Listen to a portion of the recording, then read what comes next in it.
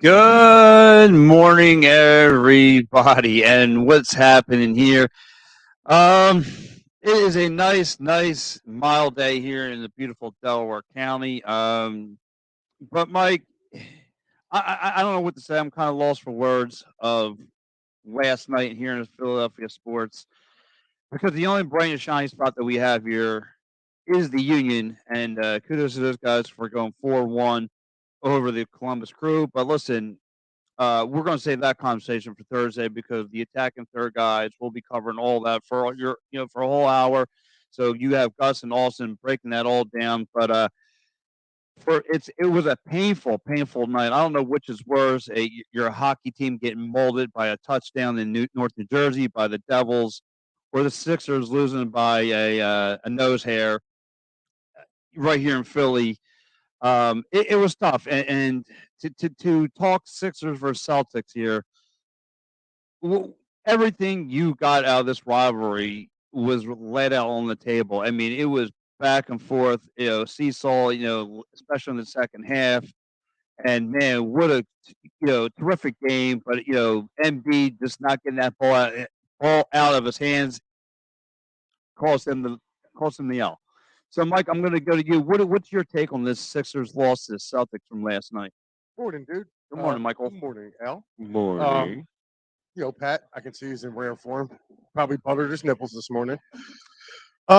Just like his toast. Yes, pretty much. And dude, we were in here last week, and I went over that. I said 2-4 to start out. Now they had a credible comeback win against the Grizzlies the other night. Yeah. But this Boston team, they cannot beat. This is like the third time now that they've come up close. They've come real close to beating them, but they're still coming up on the short end of the stick. And this is why I don't have confidence in the Sixers making an NBA title run. Too much to our boy Frank Finnegan, who sits here in the morning and has to deal with the crowbar. I gotcha. And Dame. Well, I mean, and I'll give Dame credit. Dame did say that Joel was going to go off. He did say that yesterday when I was tuned into the show. By the way, Al, I had the best troll job. I just said trade Embiid, and boy, Joey Marks fell for it. Hook, line, and sinker. He cut about 6 promos on me. He called us the PMS show. And I was like, I said, that's really bad. I said, considering you're not even including Al in that. I was like, that's bad. I was like, oh, now we're the Pams. Yeah, now we're the Pams. There you go. Or Amp. I said it would be Amp. If I was going to brand. We're Pam. Yeah. See, look, he would take Pam. Pam. But no, getting back to that, can I ask a question? Sure. Sure. It is a show. I would hope you would. Unload on me. Yeah. Jesus Christ. Dude. Oh, sorry. Coffee roll. Jesus. I have to mark that big black God, line on please, there God, so you God, know, Pat, yeah. look at it. God, please forgive this man. Al Horford. Yes. Can anybody guard him? Because he always seems like he shows up to play the Sixers. I'm telling you. All right, so you want to go first, Al? I have a theory. All right. We all know the Celtics kind of like kept putting one over on us in the last 5 years with trades and this Jason Tatum situation. And they traded everything away to go get a nobody. I think Al Horford was a spy. Yep, I'm going there. I think Al Horford. They said, "Listen, we're rebuilding a little bit here. Go ahead, go take all the money you can and suck for the Sixers and look like your career's over. Go ahead, Al Horford. Go to Philadelphia and look like your career's over. And then somehow you get traded to another team. I think it was Oklahoma for a little bit, and then he ends back in Boston. And they're down and he's not doing anything. But all of a sudden, when the game's on the line, he can hit threes without even trying. Yeah, that's what I'm saying. When he was here, he couldn't hit a barn. Yes. Like he looked like a bumbling spy. I'm stone. going there. Spy. If I'm Josh Harris, dude, I'm like, I'm putting a hit out on him. Yeah, but like to me yesterday, like Jaylen Brown looked like he was having his way yesterday. Marcus Smart looked like he could move the ball whenever he wanted to. Again, it's this defense. No. This defense is what's going to kill the Sixers. What's up with PJ Tucker? Listen, what's the deal with that? Yeah, we brought him here for defense. Like he sure as hell ain't scoring. So if he ain't going to score, at least stop it. There's the boss checking in. Hi, Damien. Good morning. So to break down yesterday's game, I mean, I think the Sixers played a hell of a first half yesterday. Again, like I said, back and forth. Uh, 15 out of 20 points from Joel Embiid was against Al Horford in the paint. I mean, he was just bullying Al Horford all day long, which is a good sign. Which is the one thing we brought Al Horford in is because Embiid just seemed to struggle against him, and they bring him in figuring if you can't beat him, join him type situation.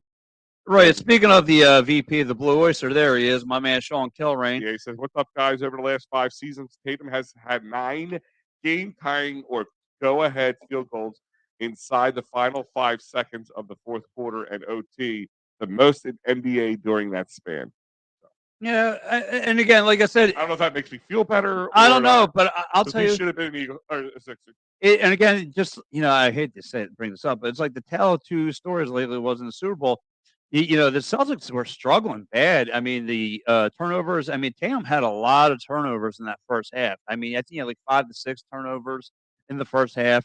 You had, and like I said, the perimeter defense was actually not that bad for the Sixers because they didn't get their first 3 till like I think somewhere in the second quarter.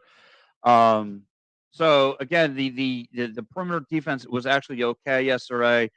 It just like I said, it's your typical Philly Boston rivalry, and they showed you all the classic battles between Will and Russell, Bird and Dr. J. And again, it just the rivalry's there, and this was your typical back and forth. And I got to give Joe. Do you think it is? Yeah. What? I think the rivalry's there from our side because you can't win. It's kind of like how Eagles Cowboys were back in the 90s, like getting toward the mid 90s when the Eagles started slacking. Like our whole goal was to beat them. I don't think Boston looks at us as a rivalry because they've had their way with us. No, it's kind of like, oh, you guys are little brothers. I listen. I agree with you in a lot of ways. And my problem, I've been saying this before, is the Sixers need to learn to beat Boston if they want to go further. And so I agree with you. And I'm also not a guy who will try to find a victory and a loss.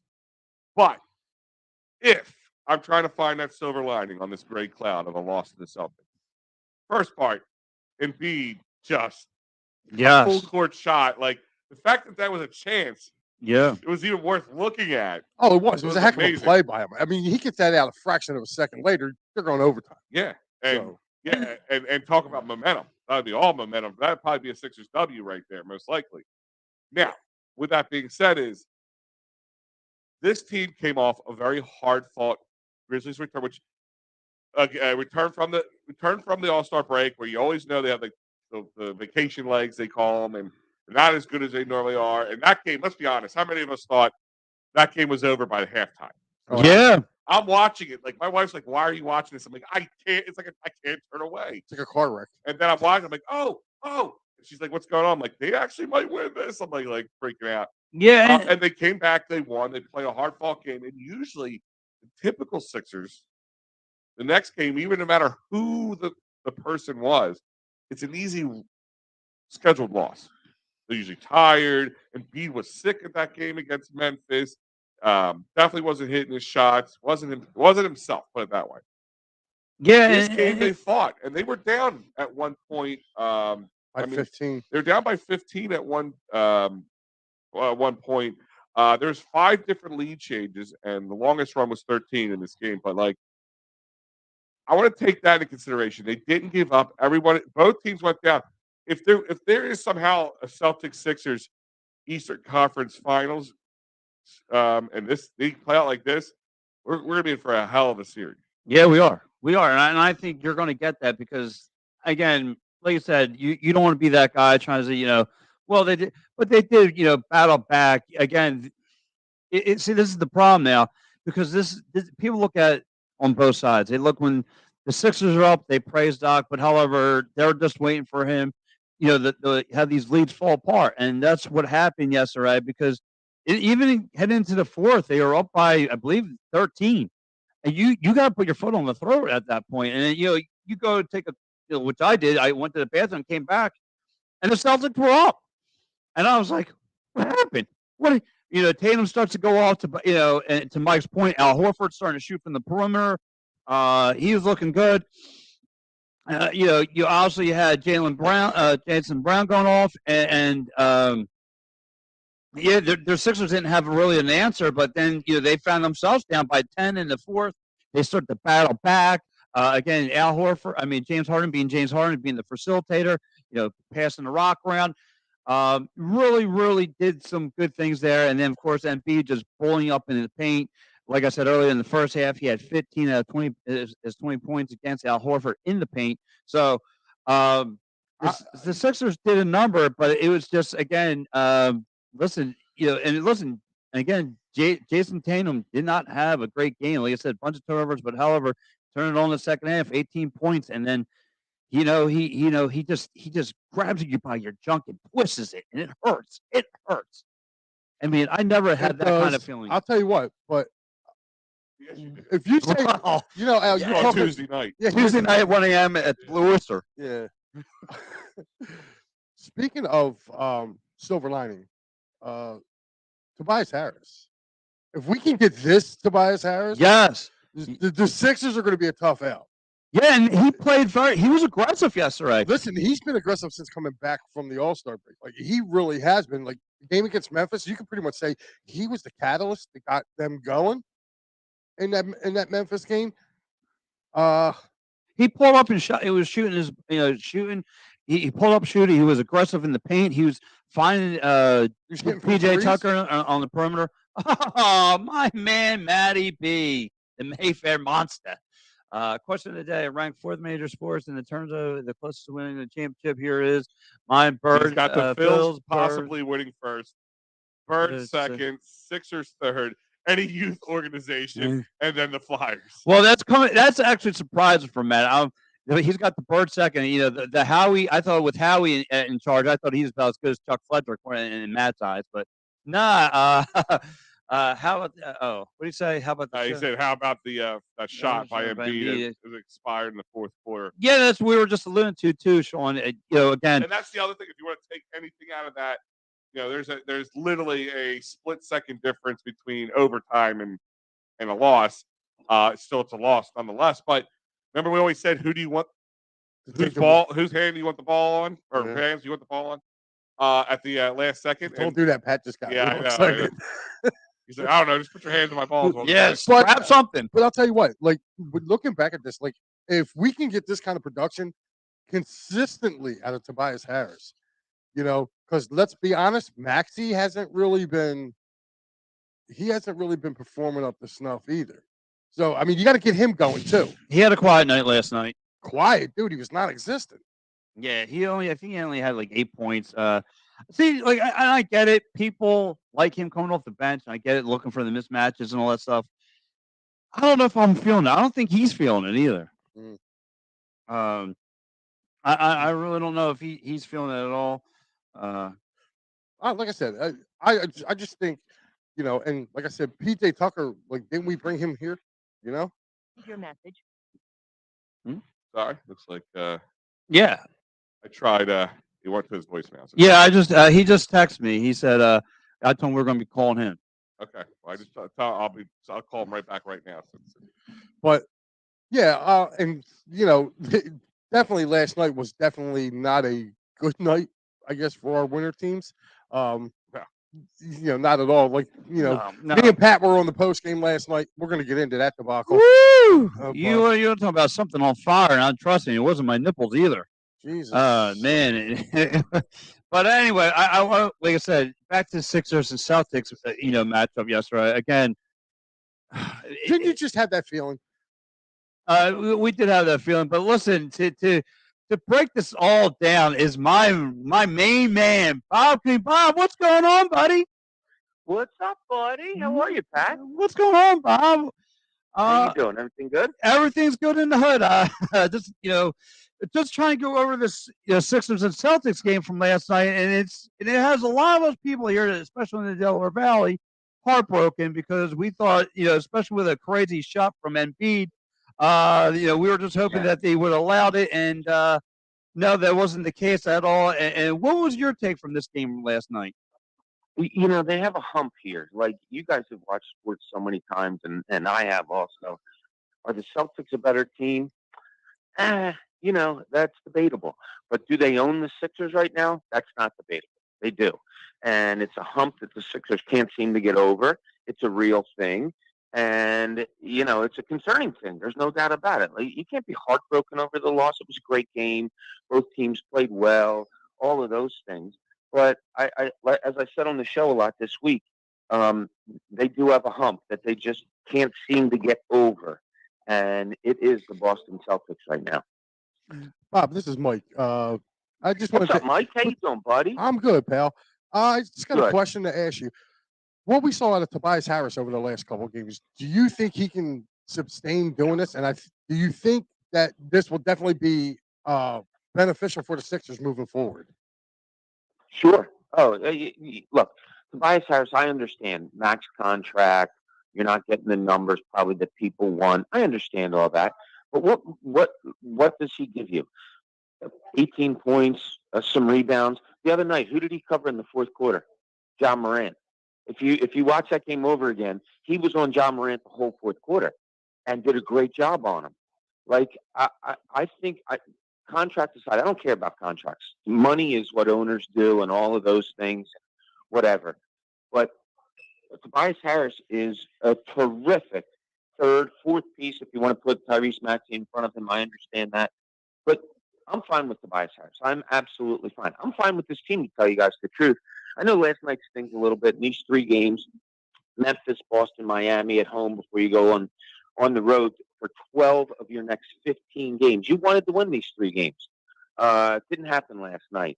And as I said earlier, you have a real bump in the Boston Celtics. But this basketball team right now, the 76ers team, about a month and a half ago, I started opening my eyes a little bit more and saying, they have something pretty cool here. And I still think that, despite last night's loss, I still think that this could be a special team. And if they can get past this hump that is the Boston Celtics, they can do some really good things. Yeah, I totally agree, Bob. I mean, again, like you were just alluding to with Tobias Harris, he was really, really solid. Again, being aggressive, pulling up shots, not waiting for the team to come down, follow through, being aggressive in the paint, looking for PJ Tucker on the perimeter.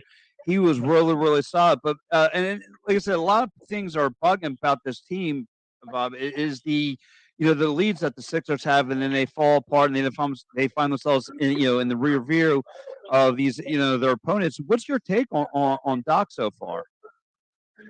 Yeah, the losing the lead thing is a concern. I don't know why it all falls on Doc too. I mean, look, it's the NBA, and teams make runs, and the Celtics are a really good team. All you have to do is look at their record and where they stand in the Eastern Conference. But losing leads, yeah, I don't know. And it's usually when really good teams, great teams, when you lose leads, there's someone that takes over. There's someone that stops the run. There's someone that makes it on the defensive end, makes a stop. They have those guys. But for some reason, it doesn't, when you need a huge basket, does Embiid come through for you? Sometimes, yeah. Not all the time. And you should have either in him or Tobias Harris or James Harden, guys that come up with that big basket. And then in PJ Tucker or DeAnthony Melton, you should have guys that come up with big stops. They're just not getting it in a timely fashion when they need to. I don't know what the explanation is. I don't put it on Doc Rivers all the time like a lot of people do. It's just a variety of things. And again, sometimes it's just a mental thing. Knowing that you're going to give up a lead, knowing that something bad's going to happen. Well, when you think that, when you know that, then it does happen, and it's kind of unexplainable. I totally agree. And then here's another thing too. I mean, we all seen the recent switch with Maxey coming off the bench, but I feel like, to me though, I don't think he's thrilled with it. I mean, we all see the mismatch. He can come off the bench and be that great piece for you. But I mean, are you feeling that doesn't have that? I mean, again, he had a little bit of a quiet night last night. Do you have feeling that he's not thrilled coming off the bench and not being that exciting piece? We had Doc Rivers on our morning show on Friday, and we asked him that, and I specifically asked him, at the time, 24 games left. Do you have all the answers that you need to have? And specifically with Maxey coming off the bench, and he said no. He was honest. He said, no, I don't know yet. I have to see if that's the answer. I have to see if it's the right move, having him coming off the bench. I'm still up in the air. To be honest with you guys, Pat and Mike, I'm still up in the air with it. I don't know if I like it or not. Maybe you guys are the same way. I don't know. I love a spark plug off the bench. I think it's really cool. But I also love having the other team on their heels to start the game. And when you have an offensive group of Harden and Embiid and Harris and Maxey right away, that puts a lot of pressure on your defense, right off the bat. I don't know. I love the Anthony Melton. Look, the concern for the Sixers is perimeter defense and transition defense. You guys know it as well as I do. That's where they struggle. Having Maxey on the bench probably to start makes them a better defensive team. But is that what you need? Do you need the second unit to be a better offensive team, or do you need that first unit to be a better offensive team? That's what Doc Rivers has to figure out. And I love asking people, what do you guys like? Do you guys like Maxey coming off the bench, or would you rather him start? I'd rather him start. Me say the same. I'd rather have him start because, again, you like you just alluded to, it keeps the defense on their heels, and you're kind of pushing them back. And I'd rather just have the bench guys, just be the bench guys where you rotate maybe Maxey or a Harden or an Embiid, just rotate, two of them coming off, go to the bench while the other two, take their play, and at least one of the stars be on the floor. But again, and it's hard for this team because obviously their second unit going against the Celtics second unit, we saw the big, difference there. Yeah, exactly. And here's another tough thing. When you get down to the last 25 games, 24, 23, now 23, I believe, games of the season, you funnel down your rotation, right? So it might go from like 10 to 9 to 8 because that's what you like to do. In the playoffs, that's what you're going to do. They don't have that luxury because they have such a whacked up schedule. Like they're playing a lot of games in a little amount of days. And as I said before, 12 on the road out of 15. So Doc doesn't have the luxury of saying, all right, well, I'm going to get to my playoff rotation of 8 or 9 guys. He can't do that because you have to save bodies, you have to save minutes, you have to save legs, all of those things. So I don't think they're going to have the luxury of being able to go to a, air quotes here, playoff rotation as early as Doc would probably like to do. Gotcha. Hey, Bob, this is Al. Question for you. We were talking about this right before you came on the air, and I wanted to see how you thought about it. I, myself, am not much of a moral victory guy, but we were talking about how the Sixers coming off a big game against Memphis, a lot of times spelled, meaning, we might have a scheduled loss in the future, which is a term I hate, but I used now. Yeah. The fact that they've had the fight in them, that you saw, Embiid play the way he did, Tobias step up the way he did, Harden continuing to play the way he does, taking it to the basket instead of just, passing, dribble, pass. Do you take anything from that? Like this team might be getting to understand themselves or understanding what they are as a unit? Yeah, a great point. But here's what I said before this series of games came, particularly, these 3 home games that they had. No, moral victory, no. I equated it to playoffs. Okay, you had a tough game the other night against Memphis, and you came back and you had a great win. That's awesome. In a playoff round, you have to get ready for that game 2 nights later. You have to win that game 2 nights later. So that's what I equated it to. I equated it to a playoff atmosphere. And you had to win that game last night because equated to a playoff series instead of 2-0. Now it's 1-1 on your home court. So while everything that you said is absolutely true, they played well. They played with the Celtics, with one of the best, if not the best team in the NBA. That's great. But if you want to get to where you ultimately want to be, no, to me, you got to win that game last night. And they didn't. I don't take it heartbreaking, season ruining, anything like that. But I do take it as, damn, you need to win that game. Bob, I just got another question for you. As far as the Sixers are going to go in this, how far do you think they're going to go in this postseason? Me personally, I really have a tough time seeing them really getting out of the second round again, only because of I believe that Milwaukee and Boston are just better overall. I think they're going to have a tough time with both of them. Where do you see this Sixers team going in the playoffs? Yeah, and You're exactly right, and I think that's what most feel. You have two teams in front of you that are really good basketball teams, but let's not forget and let's not understate how good the Sixers are. I mean, for the first time, and I see if you guys agree with me on this. For the first time in the last 5 years, however many years you want to go back, that they've had Embiid and had playoff runs, they have a go-to play. They have an unstoppable play in a pick and roll with Joel Embiid and James Harden. They've never had something like that before. Before it was, okay, can Embiid close out a game for you? Is he good enough to do that? Even when Jimmy Butler was here, as good of a closer and as good as a player he is, he was here for a little bit. He and Embiid didn't really know how to play together. The Sixers, quite frankly, didn't know how to use Jimmy Butler to his full potential. It was an odd kind of scenario. They have something that is pretty much unstoppable right now in that pick and roll. So therefore, I think it's a different scenario than the years past. However, I agree with you. Boston, as I said before, just has this hold over the Sixers that the likes of, I don't want to say never seen, but the likes of is concerning, that you have a team that for some reason you can't get past. I think in a 7-game series against Milwaukee, I think the Sixers could win that. I really do. I'm confident enough. And I think the Sixers could win against Boston. But you're right. I don't know if you're going to need other help.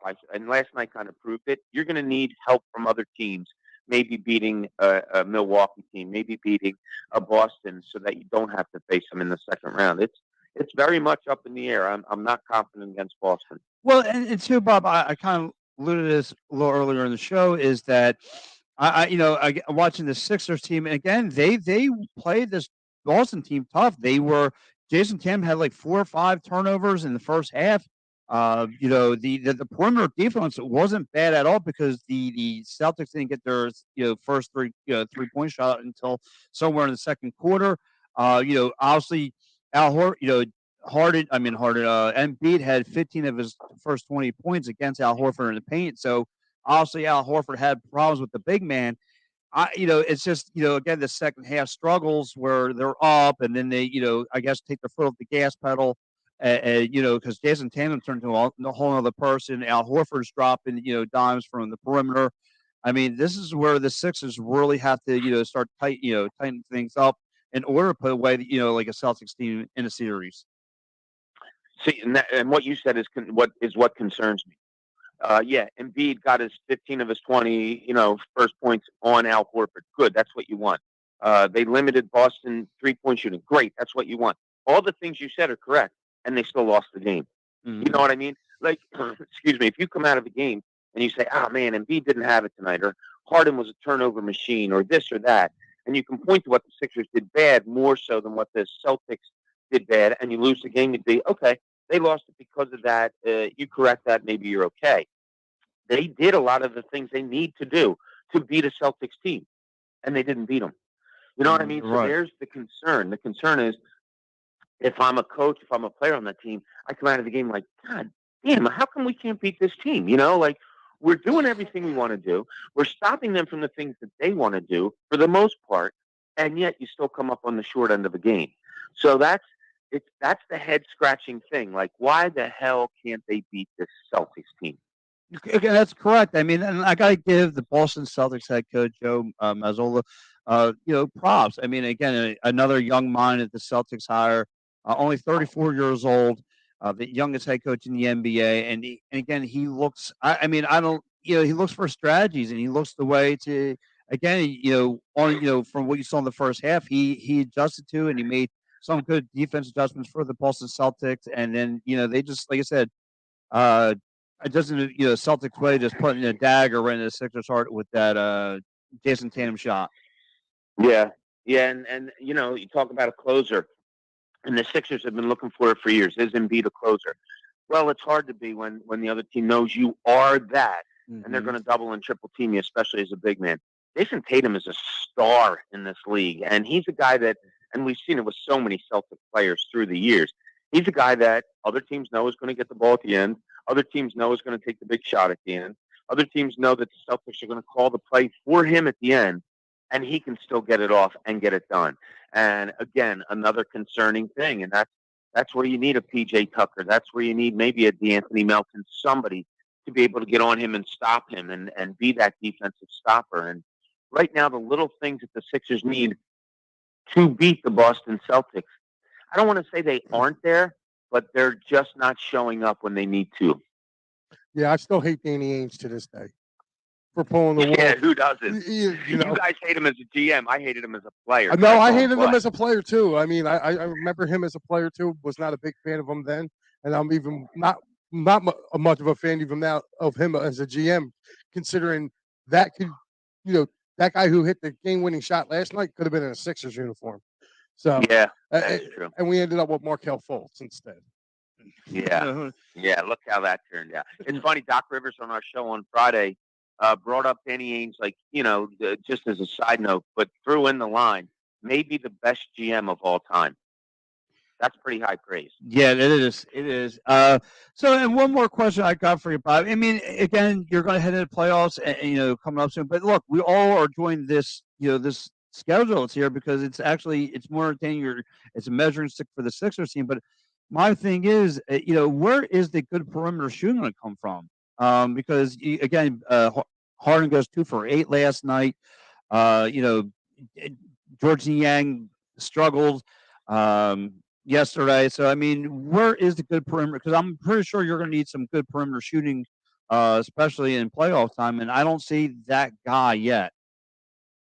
Yeah, I hear you. And every year come trade deadline and all that stuff, people are like, all right, what does the Sixers need, to surround Joel Embiid? And they've tried everything through the years, right? I mean, I don't know, if, on the morning show, I have said numerous times, I put a list together of 18 prominent players that the Sixers have brought in over the last 5 years to surround Joel Embiid to make this team better. You mentioned perimeter shooting. I guess you could always use that, right? But they're a pretty good three-point shooting team. Probably, I think they're one of the top 5 in the league or 7 in the league. Like, they're a pretty good three-point shooting team. So could you always use it? Yeah, you're right. Absolutely, you can always use it. But I think this team's need, if you want to put it that way, although I think that's even too strong a word, I think it's defensive stops. I think it's perimeter defense. I still think they're not as strong as they should be on a high pick and roll. I think other teams get way too many wide open perimeter shots against them. As far as scoring now, have you guys, and I'm asking you, do you guys think scoring has been a problem at all this year? Scoring, not so much. I tend to agree with you. I think which the number one target of this team of need is your perimeter defense. You need that 3-and-D guy in the worst way. Yeah, I don't think scoring's been a problem at all. I honestly would say consistent bench scoring. Yes, I was just about to say that would be if I was going to look at scoring, it wouldn't just be scoring in general, but consistency from the bench, because that's the problem with a game like last night. You got a guy who puts up 40-some points, the next guy puts up 21 points, and then 19, then it's a drop off. Yeah, well, that's a decision Doc has to make. So what do you do here? Do you say, all right, I need bench scoring, therefore I'll keep Maxey there, which we talked about earlier? Or do you say, okay, no, I need my second unit. While they can't score all that great, okay, well, then I need them to play defense. I need them to play 50-50 basketball, where when I take some of my first unit guys out, and I don't know, you have a 6, 8, 10-point lead, they can't lose that. They need to play even basketball. So how do you do it? Do you do it by scoring with the other team's second unit, or do you do it by defending the other team's second unit?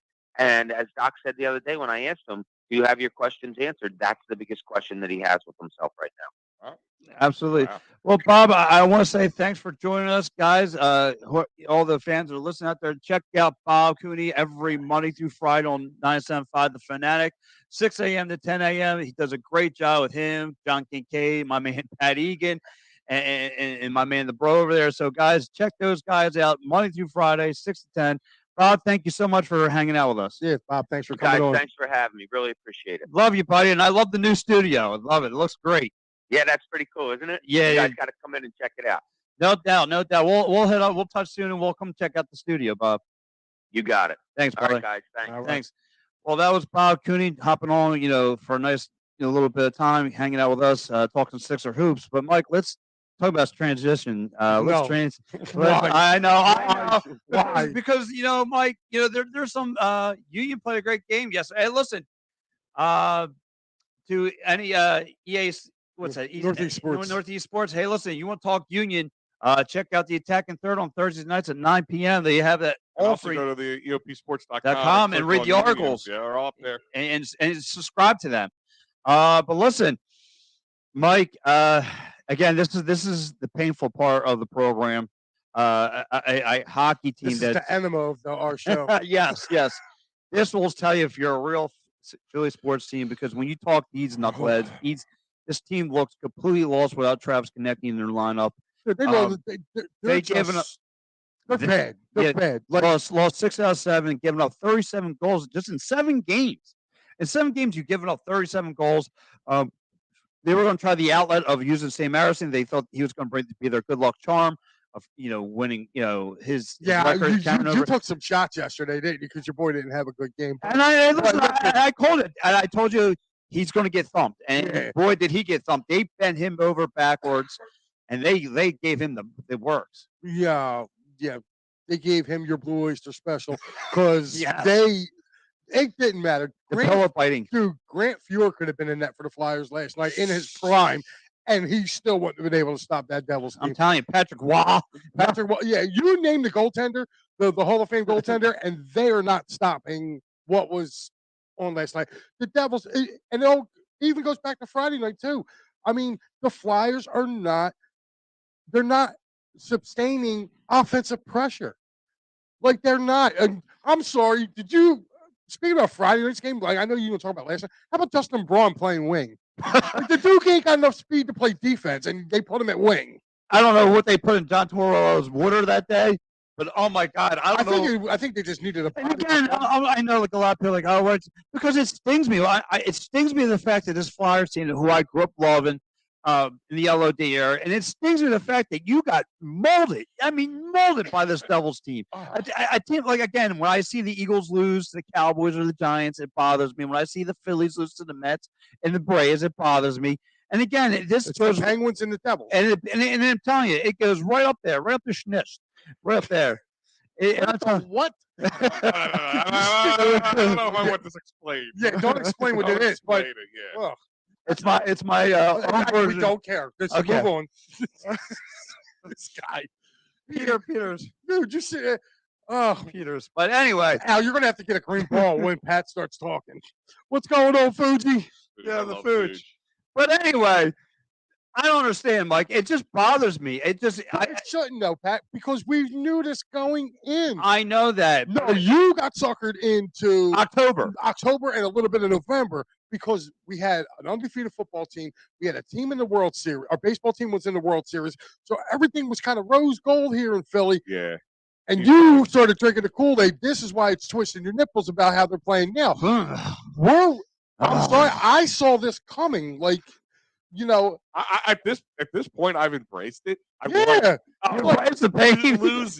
Yeah, I mean, like, but here goes the thing. Again, I'm a hypocrite this morning. You call me Big Al the hypocrite because I said I don't like, moral victories, and I found one in last night because it just keeps poking out at me. And of course, Bob Cooney squashed that for me. But I hate tanking, but they're not trying to tank. And then I was like that. And again, I was like that. Like the guy who likes BDSM. Give me one more. Every time they lose, take another. I'll take another. I'll take another. Cubes. Yeah. And again, I don't mind the team tanking, but the idiots in the front office can't pick talent to save their lives. I don't think the main idiot's not going to be here. Here's my thing is, and I blame Chuck Fletcher a lot too. I'll give you that, but it's not all him. This has been going on for a while. Dude, the players play too. The players got to play. But this has been before Chuck Fletcher. Yeah, Hextall. This was Hextall. Which, by the way, did you hear that chant the other night in Pittsburgh? Yeah. Holy cow! They thought they were getting themselves a Warrior. Hey, listen, you got to win. I usually have no sympathy for Penguins fans, but we've been there. Dude, listen, we've been there. I feel so bad about how this Flyers team's playing. Like I said, the way me and you talked about Tortorella when they hired him, about how I'm about to write that dude an apology letter that he had to come here and actually coach this crap. Yes, right. He looked like he was staying in his own personal hell. And speaking of Torella, Mike, there's some news that broke out this past week between him and Farabee, and hold on. So Farabee is out there saying he's not liking the way he's getting developed and all this other things. And originally he's requesting a trade, but however, Torella took shots back and said it's pretty much it was his agent just making up a bunch of stuff and told him to shut his mouth. Good. So which is it? Is it true that you think Farabee wants out? Or no, I just don't think Farabee, who's a young player, he don't know how to deal with Torella. So you think he's an upcoming salt player? And Torella, he's a little. I mean, I still like Farabee, but listen, dude, I'm at the point now with these players. Look, you don't want to be here. Kick rocks. Let's go. But here's the thing: you're not going to tell us where we're going to trade you. We'll trade you. We're going to trade you where we get the best. I heard Siberia's looking for. No, yeah, right. Here's my thing: is I like Farabee. Like but he's not irreplaceable. He's not irreplaceable. He's coming off a disc replacement surgery, which is really something big, by the way. And I know, I wonder if the comments, because Torts kind of said, like, I'm not going to allow that to be his excuse. Yeah, like I'm not going to let that be his excuse. And I give him a lot of credit for saying that, because some coaches easily do that. But at the same time, is the only reason I don't care if he trades him or not, if they trade him or not, or if they trade anybody or not. This team I'm looking at, 99.9% of them are not going to be here when this team is relevant again. No. I mean, Carter Hart probably has the highest chance, and I don't even know if it's going to be him here still. No, that's why I keep begging to trade him now. I want to trade him now because again, he's got value. Yeah, but that'll be a dude that you'll trade and he'll come back and haunt you for the next 15 and years. He'll be that guy who gets a bunch of cups. That's great, but we need assets now and for the future. No, that's right, Joe. No untouchable players on the Flyers roster. No, there's not. I mean, Flyers got blown out. Yeah. Listen, the refs actually put their hands up like a goal, like a. And how about like again, going back to the post game show you and I did last night? Again, like I said, I don't want to butcher his name, but the Flyers, the one Devils player who got the first goal for them, right between the tight window. I mean, between Siller and the other defender. I mean, tight window. And listen, like that, dude. Siegenthaler, or how do you say his name? Yeah, Siller. But here's the thing: like when you see a shot like that, dude, like you can't get rid of Fletcher. I totally agree. Yeah. I mean, like, when you see a shot like that, Pat, you just gotta look and go, because that was a hell of a shot. Like, between two defenders, tight window. Jack Hughes again owning the Flyers, and again, a bunch of turnovers in the neutral zone, and the Devils took liberties on them. 5 days until the trade deadline. Yeah, Fuji, and here goes Patrick Kane to the Rangers. Yeah, another problem for the Flyers. Who cares? Like you're worried about who's going where, dude. Listen, worry about who's coming here and who we can get. Patrick Kane. Oh yeah, it's a fire alarm sale. Patrick Kane wouldn't if he came here, he wouldn't help us right now. He's at the tail end. I get it. Right. But who cares? And who cares if our the people around us get better, because it doesn't. We're not in the same class. We're not in the same class. We're not in the same gosh darn stratosphere. Yeah. I mean, we're floating away in space while everybody else is, just doing their thing. Let me ask you a quick question. What two teams you think are making the Stanley Cup right now? Yep. Who's your odds on favorite right now to make the Stanley Cup finals? If I'm going to say, if you're going to go off paper, it's going to be Boston. No. Who do you think is going to make it there? Not on paper. Like right now, if you're looking at the NHL, who's your two teams you're putting in the Stanley Cup? Oh, I'm going to go Boston. And if I'm going to go west, I'm going to go. I don't want to say Colorado. I don't want to say the Kraken either. I'm just kidding. No. I just I don't want to say Oilers because they always fall apart too. In the West. You want me to read you off the? You want me to read you off the? I probably think you have to probably go LA. All right, hold on. This is the playoff picture right now in the West. Yeah, I'm gonna have to probably go LA. In the West right now, Seattle. I'm sorry. Pacific leaders are Dallas with 74 points, Vegas with 76, LA 74, Edmonton 72, Colorado, Winnipeg, each with 70, and each with 71, and then Seattle, Minnesota with 7. There's your teams. Right. So right now, Vegas would be your number one seed out there.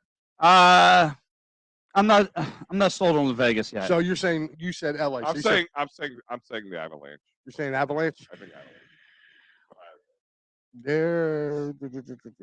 Yeah. Okay. So you're saying Boston, Colorado, and you're saying Boston, LA. Yeah. Right now, if I'm looking at it, I'm going Dallas, Carolina. Okay. Dallas, Carolina Carolina. would be crazy. Because I feel like But I right now, until you show me otherwise, Brandy Moore. like I Boston's a good team. I it is. feel like we've been saying this a lot. But here's the thing, though. hurts me. Like, Yeah. and I agree with you with that, with Boston being a great team. But as friends of mine that I know that live up there, they're like, yeah, we'll worry about that when it's time.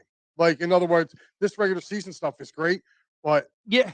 And show us in the playoffs. and, And that's, to me, I feel like the most well-rounded team. I think, Boston's been hot. Like, they started out hot. They kind of fell back a little bit, but Carolina's just been like, and I can see them. They are still 9 points over the Hurricane, which would be in second place in the Eastern Conference total. Mhm. Well, And for a team that fell off and still being 9 points And I'd like ahead, to, and I'm they not, have 95 points. and that's not to say that's just my pick for right now. Like, Yeah. it could change, like, leave before the playoffs start, but just the seeing Leafs how the made teams. some moves, but I don't know. I don't know, Sports but Devils, and I haven't watched much of the Western Conference. The Devils, I think, are going to be a hard out in there. Yeah. I think the Devils are going to be a hard out. I also think Toronto is going to be a hard out. But one thing I do like about the East is that that last wild card spot it is up for grabs because you have Florida, Detroit, Buffalo, and the Penguins all battling I don't out. care as long as Pittsburgh don't get it. And you know what? I'd like to see Detroit get it. Really? Yeah. I would, and because it's been so long, really, since they've been in the playoffs and they've been relevant. Like, they've had a down decade, Right. man. So I'd like to see Hockey Town get back into it. I mean, like I said, that part's interesting. And you know what? It's always a great series because if they get in somewhere down the line, they're going to match up with Toronto. Right. Even the Capitals are still right there with them. So again, it's pretty much like a 5-way outing right now for that last wild card spot. So that's going to be interesting to watch. I just don't want to see the usuals. I don't want to see Pittsburgh. I don't want to see Washington. There's some new blood in there. So, and look, you got a chance. You got Florida. You got Washington. I don't know. I would say Buffalo. They've been a okay team. They've had it's usually the Peter Laviolette thing. He plays real hot when he gets to a new team, and then he slowly just becomes mediocre. Yeah. And look, it's just been Lavely's career, even when he was here. Are they even in the playoff conversation right now? Yeah, they're on they're outside. They're in the hunt. Yeah, they're like 64 points. 64. Yeah, they don't scare me. Not the Penguins are above them right now. The Penguins even that good of a team this year. Penguins, our bottom three in our division is Flyers. Oh, Man, how bad are the Blue Washington? Jackets that we have 13 more points than they do. Right. So they got a great win yesterday. Me and Pat were talking about, dude, they were down 5-3 and came back and beat Edmonton yesterday 6-5. Yeah. That was a great game. I'm sorry, I watched it yesterday. That was pretty damn good game. Same. Again, but yeah. So Al, let me get to your point. What do you think on this whole Farabee and Toro thing that just went on? That's going to be on. Do you think it's real? Do you think it's stuff that's being made up by his agent? I'm a smoke. Where there's smoke, there's fire. I mean, maybe he doesn't want to be here. Maybe it's not Torts, but maybe his agent said, "Listen, let's come up with a scenario that gets you out of here." Right. And that might be the best way of doing it. And the deadline's coming up. I mean, this came out a few days ago. So at this point, you're around 8 to 10 days away from the trade deadline. I mean, I believe Farabee doesn't want to be here, but I believe every Flyer doesn't want to be here right now. Correct. The only guys who may want to be here are the really young guys who know if they're on any other team, they're not playing. And they're not making it. And they're not making, you know what I mean? That they're getting their chance to shine on the ice and giving their fair shot. But other than that, I don't think any of them want to be here. Why would you? I don't want to watch them. No. Why would they want to play? No, I'm telling you, watching the Flyers is worse than a root canal procedure. But, I told Pat last night, I said, one of two things is going to happen. Either one of us is going to we're going to get addicted to alcohol from watching this team because it's just going to be Or one of us going to have a real painful night at the Blue Oyster. And he's going to have the painful night at the Oyster. So, Or his Blue Oyster. but no, I mean, all joking aside here, I mean, again, this team is just like you guys said, it's a painful product to watch, and it's like you want it to be over. and you're right, you just want to say, here, take me out of my misery now. Yeah, please. Like this has been the one, I guess, years for me with the Flyers. Like the playoffs can't come fast enough. Right, and Sam Harrison really got his first wake up call to the NHL. Nah, yeah, I can't say yesterday. that. I can't say that because the defense in front of him has been putrid. Yeah. Listen, like I said, Yeah, a bunch of turnovers. Jack Yeah. Hughes, you can't leave Jack Hughes one-on-one. You know what I mean? A young stud, who's fifth, sixth in points, ninth in Dude, he's goals. an all-star. He's a world caliber player. And did you hear the Devils fans chant MVP for that guy yesterday? Yeah. And look, once I saw the Flyers dropping gloves, Derry told me, and that was early in the game. Derry told me the game was over. Yeah. That told me right there the game was Listen, over. when you start getting walloped, there's nothing you can do. If you're start getting physical. Win, you're gonna earn the win type situation. Like you're gonna walk out here limping. But if you guys want a good transition here, that's gonna make you feel a little better. They released the Phillies starting lineup for today. All right, you want it? Whip it out. Whip it out right now. Trey Turner, Kyle Schwarber, JT Realmuto, Nick Castellanos, Bryson Stott, Johan Rojas, Jim Haley, Bonner guy, by the way, Delco guy. And then Machine, is it Machine or Machine? I forget how they say it, Machine or Machine. And Carlos De La Cruz in left field. So, get a little more Phillies action. Are they on TV today? Yes, they're on NBC Sports. Well, there you go. I mean, we 105. And I know if you want to get spring training games, you can go to a certain place to get those tickets. I know where I got mine at. Sherry'sTickets.com. I saved 10% off. I didn't get bamboozled on checkout. I knew exactly what I was going to spend before I hit next. Mm-hmm. And guess what? I spent very little money, got a great 10% discount. I'm going to be down there on March 6th enjoying a couple games there in Clearwater. And I use Sherry'sTickets.com to do it. So I was going to try PhillySportsTrips.com, but I waited too long and they were sold out. Yes, they're already talking about booking 2024. Mm-hmm. People are asking Vince for it, and he's already getting it ready to put 2024 spring training trips down because they are bringing it down there. And you can watch the game today and look at the dugout and see the big old Philly Sports Trips logo right behind in the dugout there. So that's pretty cool. They're kicking ass and taking names. PhillySportsTrips.com. So many trips coming up. Here's just a few of them. There's more for the summer. Check out PhillySportsTrips.com. Yeah, and check that out. That May 13th through the 16th, guys, you can make a weekend because you can catch if you're going out to Colorado, you can catch the Phillies and the Union all in the same weekend out there. That's pretty cool. Yes, and if you get in any kind of trouble, like if you're at like Pat being at the Blue Oyster, you may slip and fall from being on something. Stop. Make sure you go give our guy David Archeri a call for workers' compensation, motor vehicle accidents, personal injury, criminal law. Call him at 610-565-0300 or at www.cherryinjurylaw.com. And guys, listen, go catch yourself a spring training game with the Phils today. Head out over to Dolan's Bar, 24 East Solars Avenue and Ridley Park, 19078 is the zip code. Quizzo music, great times, great great former Philadelphia athletes come walking through there. Mike, you've been down there. Al's also been down there. Al lives there. Al's the mayor over there. So again, guys, go down there. Great food, great good times. Go hang out there today. Go catch yourself a Philly spring training game. Go eat, drink, and enjoy yourself. And you never know who's going to show up there. No, you never know. So again, we got some Phil's action on today. Not much in the prime time slot for you. No Flyers, thank God. No Sixers. But we do have our main men coming on tonight at their usual time slot, as are all across all the time. You guys can check them out. Yeah, make sure you check out Gary and the boys. Double G, Double M, and Double S. Mike Muffler, and our man Sean Slaughter. I never noticed that. You just played that out. Yeah. All have the last initial. I never noticed that. That's how this brain clicks. Very. Is that the sound I've been hearing during the whole show? Like clunk, clunk, clunk the whole time. The hamster's just trying to get on the wheel. I thought some car was trying to make its way down to the mechanic shop down the street. It's the hamster trying to work out on the wheel. So The three-legged hand. Well, so, but like I said, Mike, to kind of go back a little bit though. Flyers, who do you see getting moved? What JVR, Kevin Hayes, Provorov. See them three can possibly get. They're going to be out of here. Yeah. I don't expect. You see Morgan Falls going? Nah. I think he's somebody to build around.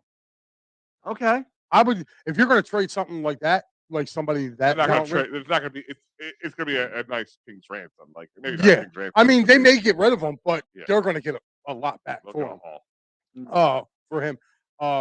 If I see them moving on from somebody who's like that young, it would be Farabee. Yeah. You know what I mean? After this week, yeah, why not, right? You know what I mean? So, but yeah, JVR, you can kiss him goodbye. I wouldn't be mad if they got rid of Kevin Hayes or Ivan Provorov. Provorov's going to go Well, somewhere. Kevin Hayes, he's older. He has the bigger contract, so you unload that. That's going to be the whole thing. Provy, you could get something for him, I think, and they're probably they know looking at him, he's not going to be the future. He's just not.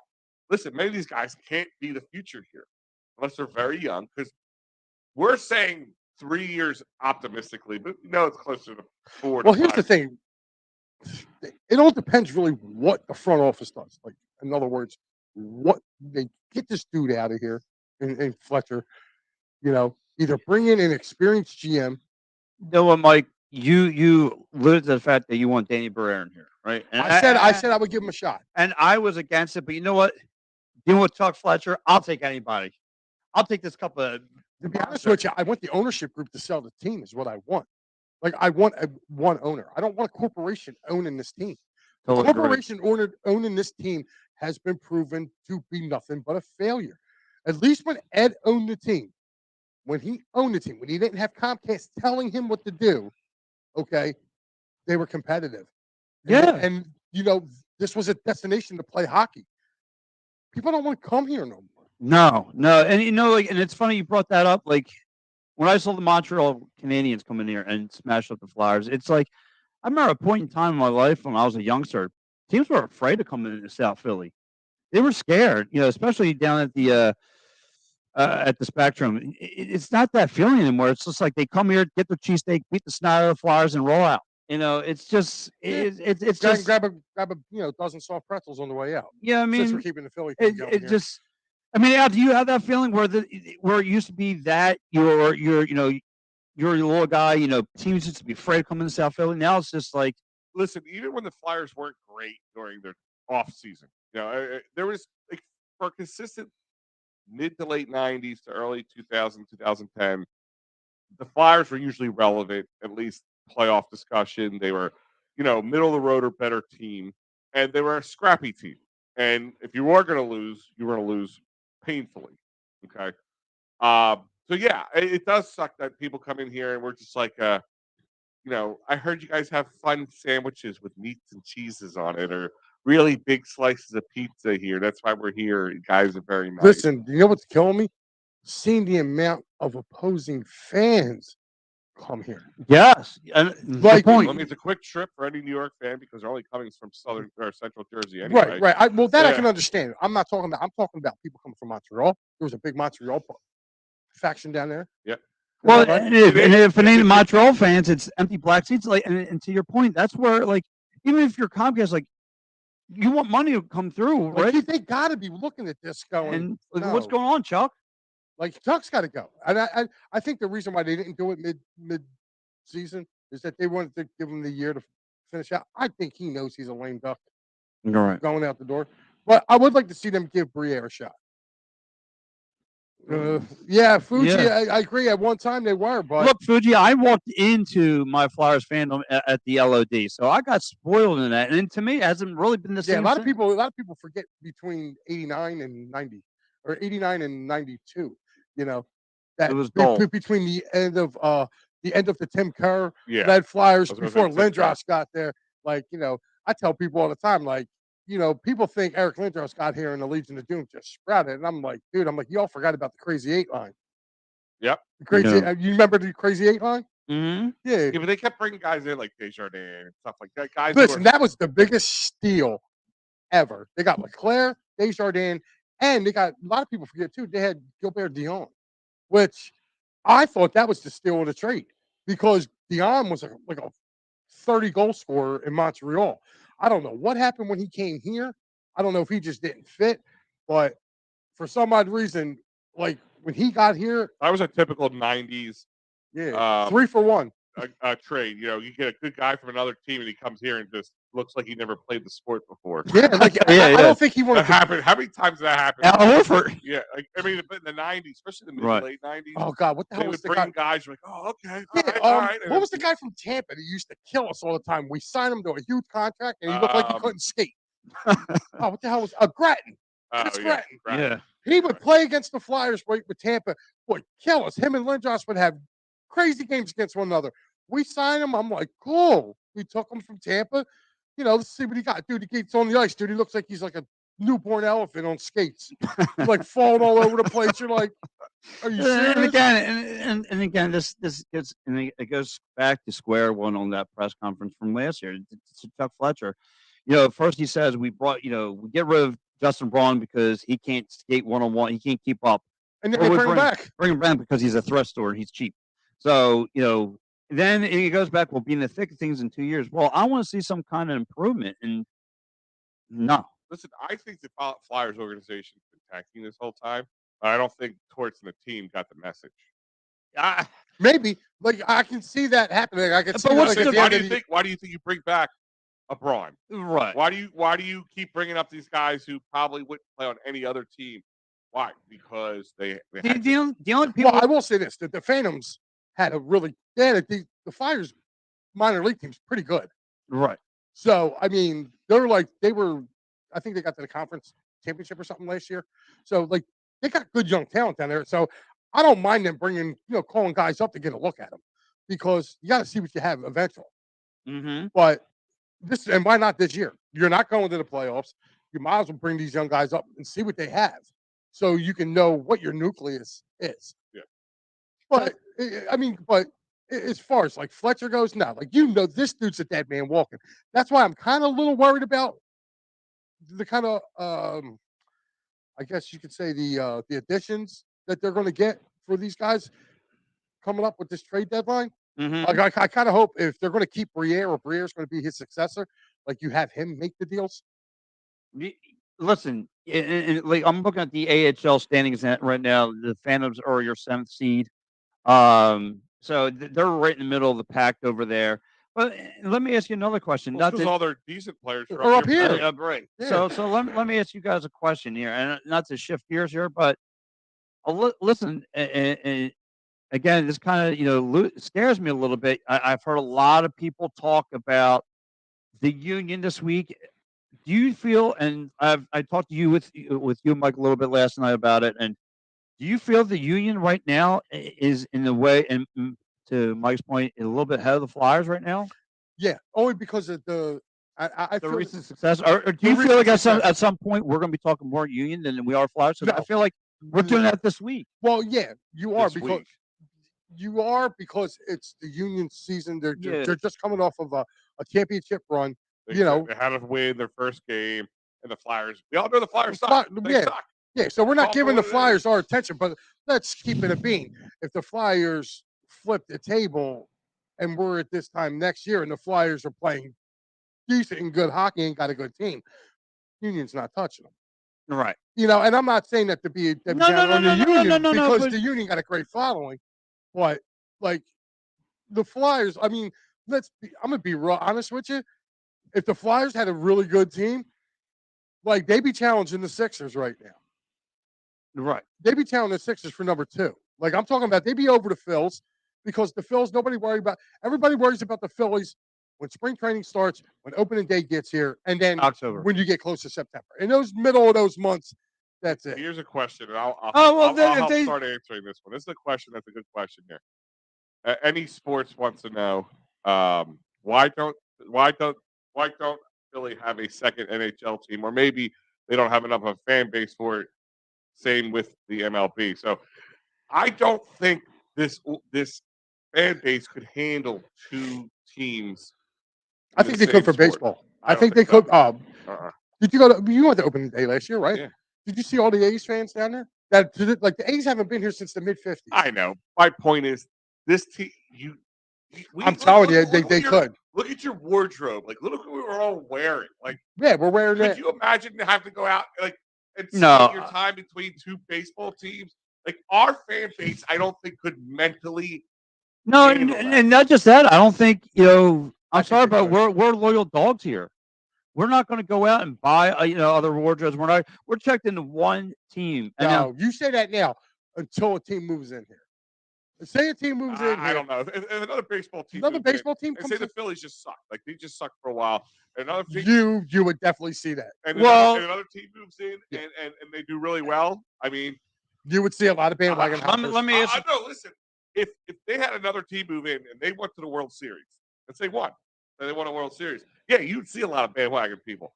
I don't know if I can. I don't know if my mental capacity could handle. Well, let me.